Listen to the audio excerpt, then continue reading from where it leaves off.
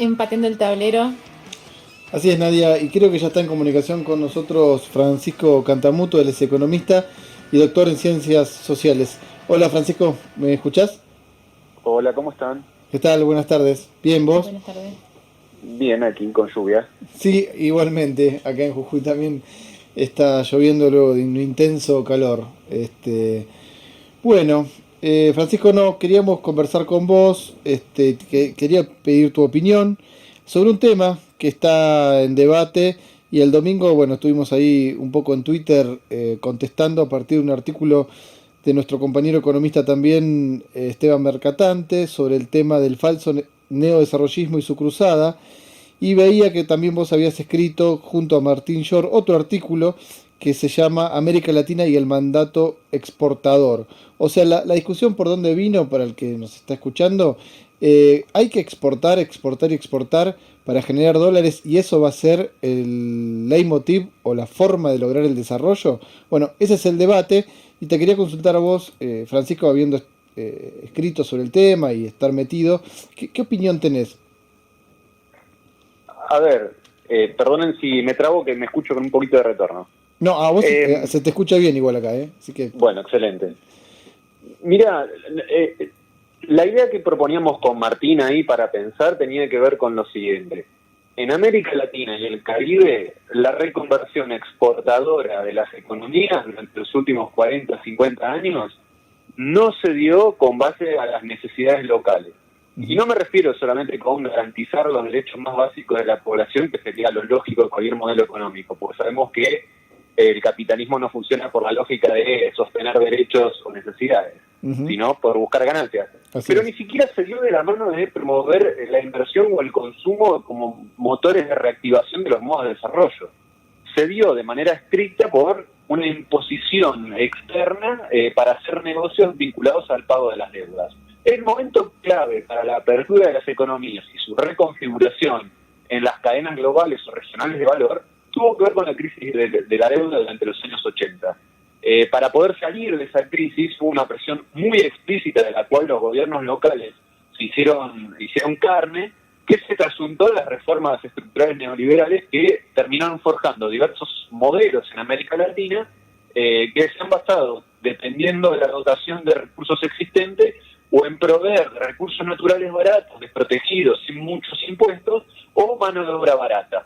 En el caso de Argentina está sobre todo por el lado de los recursos naturales, lo cual explica que la mayor parte de sus exportaciones durante las últimas décadas han sido y son productos primarios o escasamente elaborados, y no tanto así la mano de obra barata que, a diferencia de otros países de América Latina, Argentina todavía tiene una mano de obra empobrecida en sus propios términos, pero clara en términos internacionales, sobre todo por la lejanía con los mercados, que no ocurre con los países, por ejemplo, de Centroamérica. Ujú. Esto se combina con distintas especificidades que no vienen al caso, por lo menos de entrada, que me detenga, pero quiero ser enfático.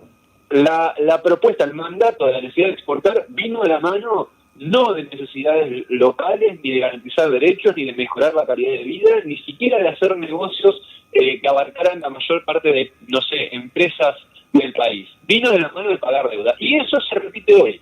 Y con esto ahora les dejo pie para no hacerla larga. Hoy por hoy estamos de vuelta a una situación de crisis de endeudamiento, que esto reconocen incluso el FMI, el Banco Mundial a través de sus informes, que en el mundo hay una situación de crisis de deuda que no viene de la mano de cesaciones de pago generalizadas, sino de el peso que tiene el pago de las deudas que desplaza otros usos de los recursos. Ujú. Y en la Argentina, llamativamente, sectores intelectuales que defienden ideas neodesarrollistas han tenido una convergencia hacia las mismas ideas de la ortodoxia liberal, en el sentido de que no hay que cuestionar la deuda, no hay que cuestionar la fuga de capitales, no hay que cuestionar el rol de la inversión extranjera en la salida de capitales, lo que hay que hacer es invertir para mejorar las exportaciones, para poder tener dólares, en definitiva, para pagar deuda.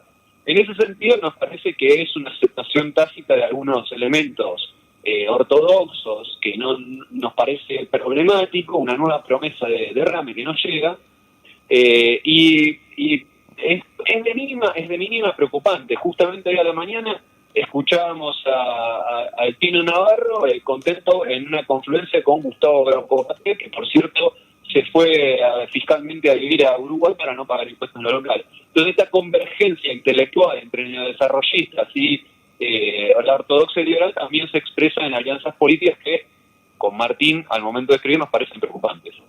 Claro, totalmente, sí. Esto de las convergencias intelectuales, en última instancia, tienen una convergencia después en proyectos fiscales o en proyectos de leyes, ¿no?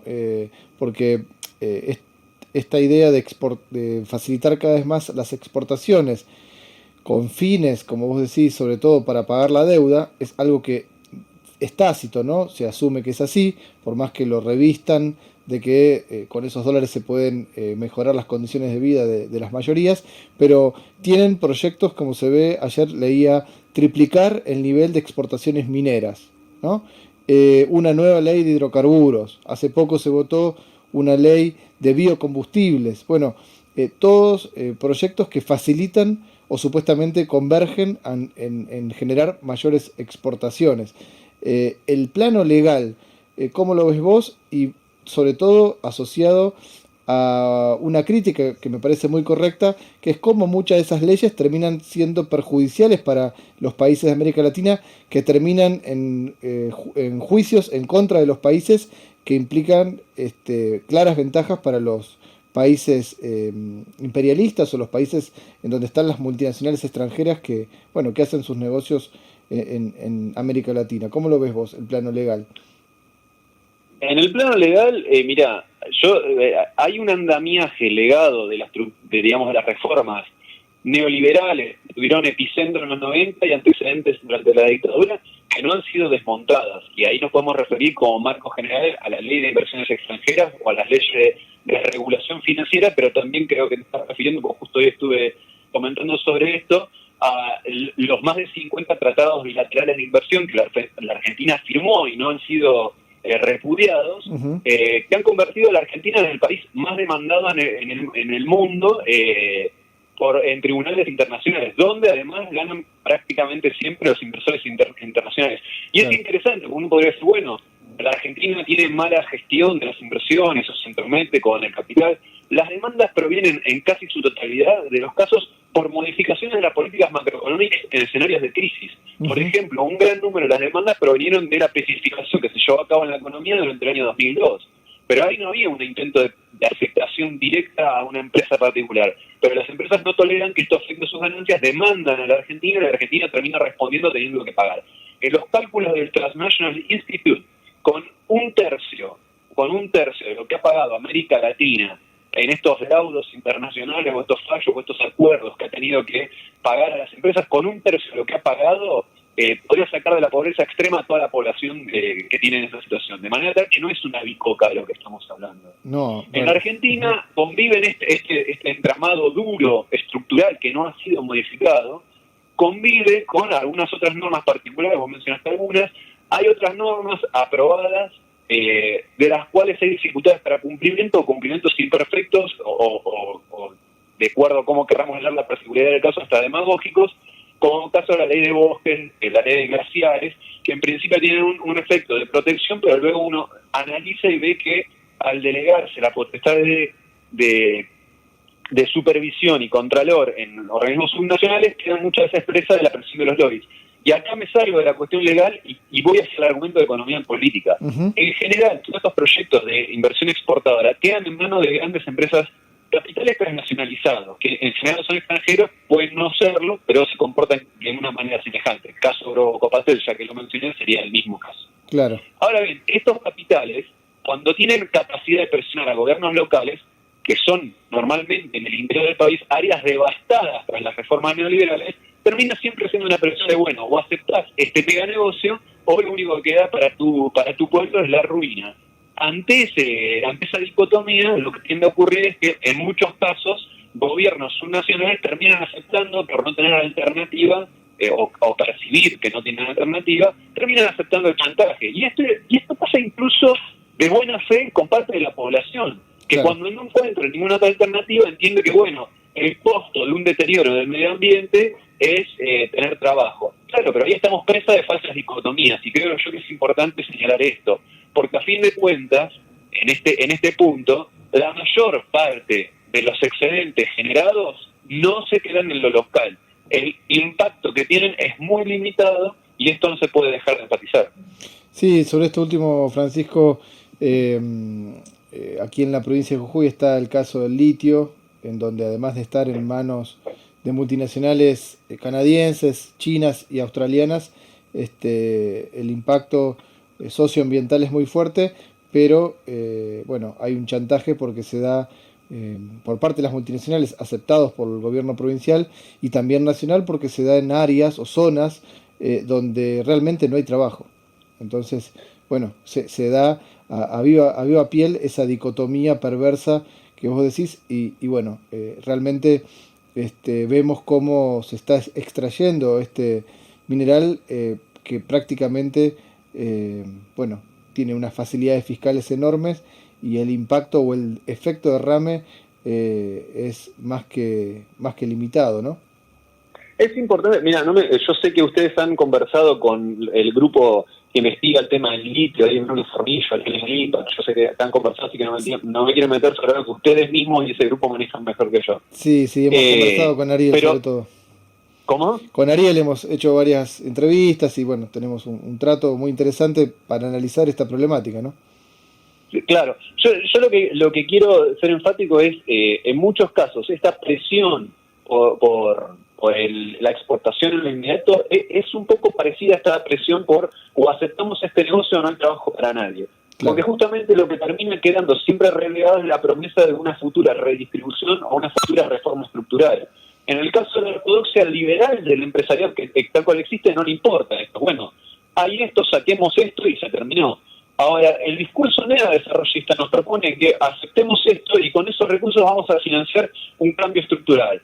Pero ahora bien, mirando las cuentas macroeconómicas, uno lo que observa es que en términos concretos nunca se ha financiado el cambio estructural utilizando los excedentes comerciales.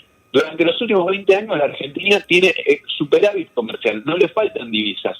¿A dónde le faltan divisas? Porque se van por el pago de utilidades y dividendos, de regalías, de la fuga de capitales, el pago de la deuda. Entonces, ¿por qué no discutimos esos canales de salida en lugar de ceder ante la presión de la urgencia de la inversión para exportar? Y esto no es una discusión en el aire. Justo ayer estaba prestando atención a otro trabajo sobre granjas porcinas, que entiendo que a ustedes no les ha llegado la instalación aún, porque ha sido delegada, pero puede llegar. Pero sí, por ejemplo, en el caso de Chaco u otras provincias, Sí. Que nuevamente se ofrece una panacea. Y lo que mostraban, lo que contaban expertos en el material, es que el problema es que nuevamente se trata de proyectos ultra concentrados, manejados por capitales transnacionales que dejan un muy escaso impacto en lo local. Mientras que, en ese caso concreto de granjas porcinas, había alternativas que tenían que ver con la producción de la pequeña agricultura familiar y esas propuestas habían sido presentadas y relegadas. En el caso del litio, hay iniciativas concretas para tener un manejo del litio, que efectivamente es un gran negocio y va a ser una ventana de oportunidad de la próxima década, 2 décadas, pero hay iniciativas concretas para tener control sobre ese recurso, procesarlo, generar valor agregado, crear empleo, pero en lugar de eso, lo que se hace es decir, la urgencia ya, la demanda hasta ahora, necesitamos asociarnos con estos capitales, invertir ahora y darle las garantías que necesiten. Es una especie de chantaje en el cual el desarrollo, la redistribución y la mejora en la calidad de vida siempre queda para un futuro que no sabemos cuándo llega. Muy bien. Sí, esto último coincido, Francisco, y una última muy interesante. Hoy estamos un poco con poco tiempo, pero creo que hay que seguirla. Pero una última, esto del cambio estructural financiado con los excedentes comerciales, ¿no? Los dólares que surgen del comercio exterior.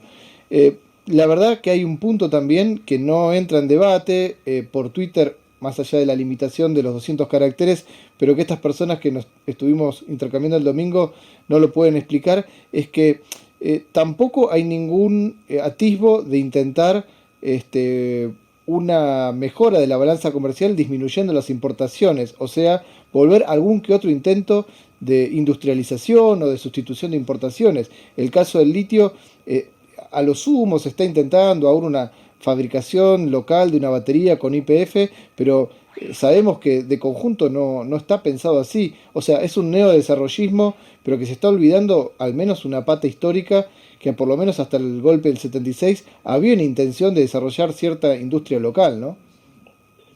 Sí, coincido. Yo creo que ahí es de vuelta, más allá de las alianzas políticas, hay una discusión intelectual y tiene que ver con este giro del estructuralismo posterior a las reformas estructurales, es decir, en plano de las ideas, Ujú. que abandonó la discusión por la sustitución de importaciones y abrazó las reformas como un dato, la globalización como un hecho absoluto, donde no hay margen para tocar nada y en el cual, para adaptarse, de lo que se trata es de promover las exportaciones a como de lugar y con eso financiar otros posibles cambios o políticas redistributivas. Sobre esto la CEPAL ha escrito un montón, lo ha Ujú. dejado claro. Y este es el basamento intelectual sobre el cual operan estas iniciativas. Entonces, la idea de hacer sustitución de importaciones, y especialmente en áreas o materias clave como la que señalaba, baterías de litio para el mundo electrodependiente, que está en marcha, ya no es que se viene, que ya está en curso, Ujú. esto ha sido abandonado como bandera dentro de la propia tradición intelectual. Es llamativo, francamente,